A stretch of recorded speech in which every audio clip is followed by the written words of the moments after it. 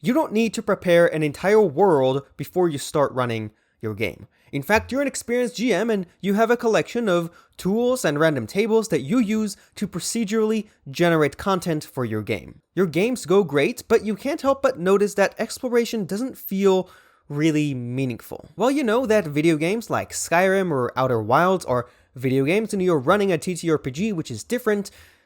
The video games feel a lot more meaningful when it comes to exploration compared to the procedurally generated content that you get in your own game. The question I want to ask here is why, and what can we do about it?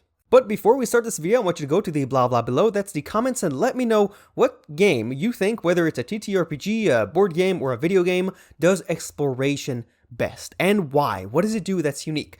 This is a small channel, I don't get many comments, so if you comment below, I'm going to see it, heart it, and probably respond. I think I've actually responded to every single comment made on my channel. So let's get the conversation going. Also, this is not a secret, we have a Discord channel where we talk about everything we talk about on this channel, so if you're interested in joining a small, nice community, it's going to be in the nonsense below. In order to understand why something like Skyrim and Outer Wilds feels meaningful while your homebrew procedurally generated content doesn't, first let's try to figure out what makes exploration feel meaningful. Not necessarily fun, that's a different topic, but meaningful. I think there are 3 ways that exploration feels meaningful, and let's go into number 1 first, which is meaning in places. It's when you find a particular place or thing, regardless of its relation to other things, like what it comes before or after, or where in the world it's located. Imagine you're playing something like Skyrim or Minecraft, and you come to find a beautiful mountain vista.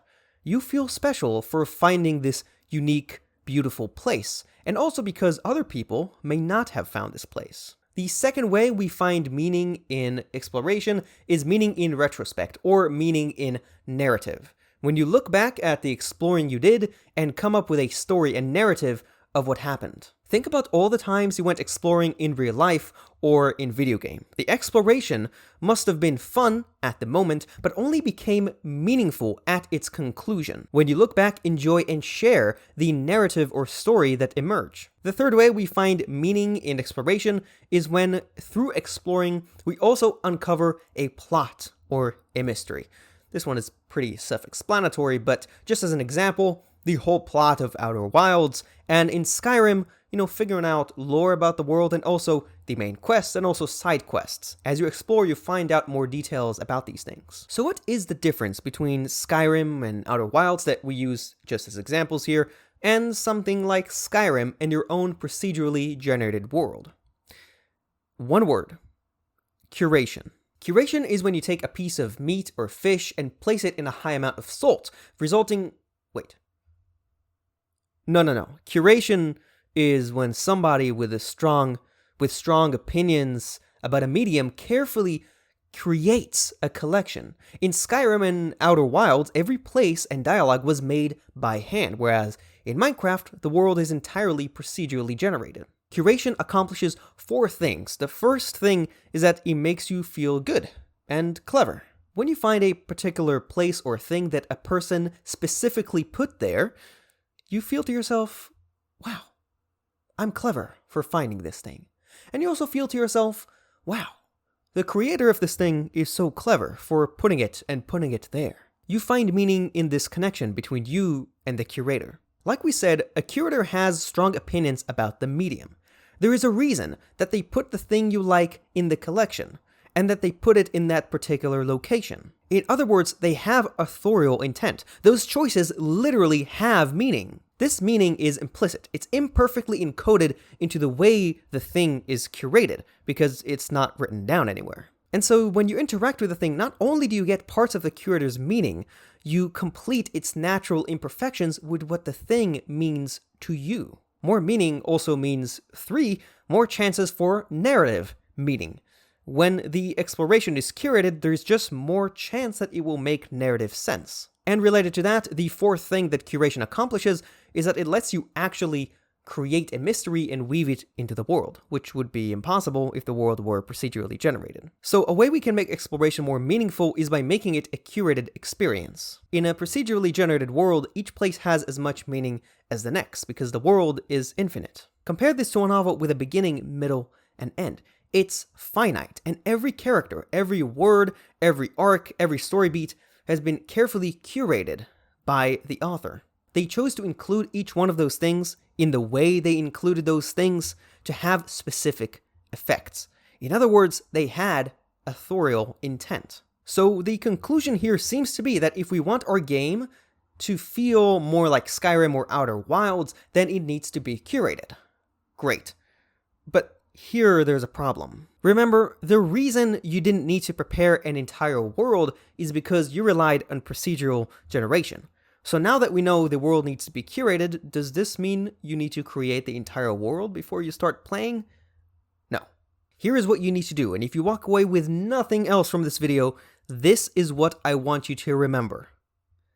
Leave space. You will be shocked by how little content and prep it actually takes to run a fun session for your friends. So, only make content that you are inspired by, or that is absolutely essential for your next session. Inspiration and strong opinions, in other words, authorial intent and curation, go hand in hand. We make our best work when we're inspired, and our players can feel it. So make what you need and what you're inspired by, and the rest, just leave space. Leave space for you in the future or for your players to fill in when they are inspired. It's easy to see how that can help you achieve meaning in places, but meaning in mystery and meaning in narrative is trickier to get right. But we're going to accomplish it using exactly the same method, leaving space. If you're writing a module, you might have a mystery in mind and know its end, and so you will leave a trail of breadcrumbs throughout all the different scenes and places,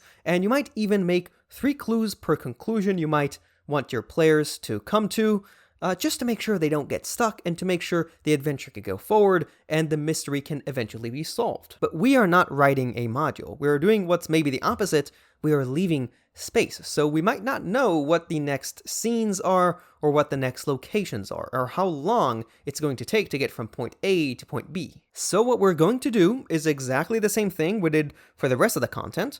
We're going to make what we are inspired by and what is absolutely essential for running our next session. Here I think it might be useful and even fun to make a node graph, so we'll see how well this works, but I have a dry erase board and dry erase pen marker thing, and I'm gonna try to make this work. But we're going to start with what inspires and excites us, which with mysteries is usually the conclusion, the epic grand reveal. So let's make 2 for this example. Let's say that in our medieval world, the king is actually undead, and the wizard is secretly an evil necromancer who is controlling him. This is a logistical challenge. Now, let's, for each of these conclusions, pick 2 clues. The reason I picked 2 is because it's one of the biggest numbers below 3. Let's say that for the king being undead, one of the clues is that he never eats, and in fact the castle has no cooks or kitchens or anything like that. And let's also say that his bed is always perfectly made, and it seems to be basically unused. Now for the wizard being evil, let's say that he has an evil-looking crystal ball in his tower, and let's say that, what else? Maybe there's some evidence that he used to be a necromancer. Now, just as an example, making this, let's say I'm also inspired just by the idea of a particular clue. I don't know what I want to do with it yet, but the clue inspires me. For example, a letter with an inky hand that says, "We know." So what I'm going to do is put it on the graph, but just not connect it to anything.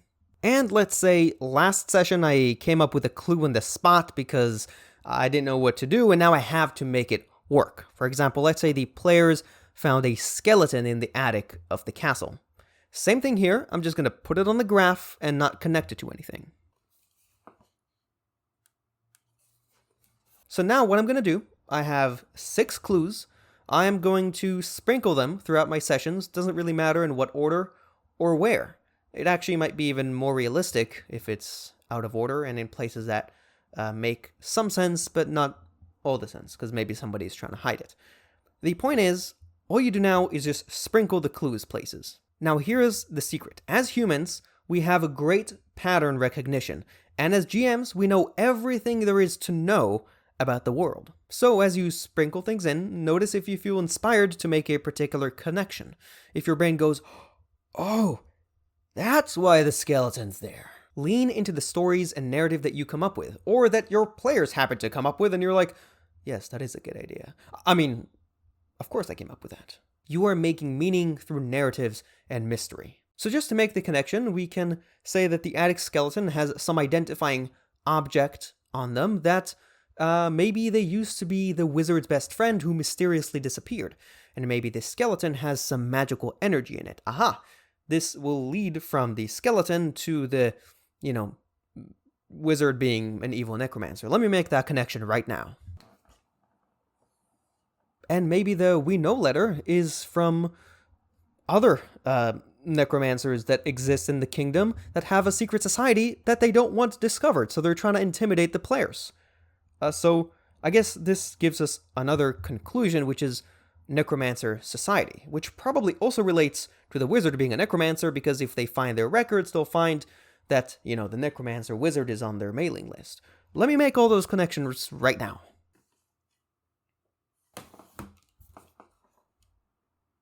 I hope just by seeing how excited I get about these examples and drawing my node graph, this seems fun to you. That's the whole point. You should make things that are fun to you and things that inspire you. That's when you make your best work, and that's when you have fun, which allegedly is the whole point of the hobby. That's everything I have to say on this topic. To sum up the video, I made the point that curation is what makes exploration feel meaningful, and showed how by leaving space, you can curate your world without having to create the entire thing before you even start playing. And I showed, I hope, how this can be a fun process that you can do. If you liked the video, take your fist and slam it into the screen where the like button is an odd number of times. Let's go for 1. Keep it very simple for you guys. Just click that once, and then slam the subscribe button. If you're already subscribed, you only need to hit it twice. And if you're unsubscribed and you want to see more of this kind of content, then make sure to... I can't tell you how much liking and subscribing helps this video, because I honestly don't know. I don't know how the algorithm works, but I know for a fact that if you share this video with other people and they watch it, the video will get more views, which I know helps. So if you do anything, do that. What else? On the screen right now are 2 videos that you might find helpful. One of them is about exploration, just more thoughts about that. And the other one is about leaving space and how to create an open world campaign when you do so. That's pretty much it. This is your chance to hit these buttons or click off the video before an ad plays or something. 3, 2, 1. That's it. I'll see you later.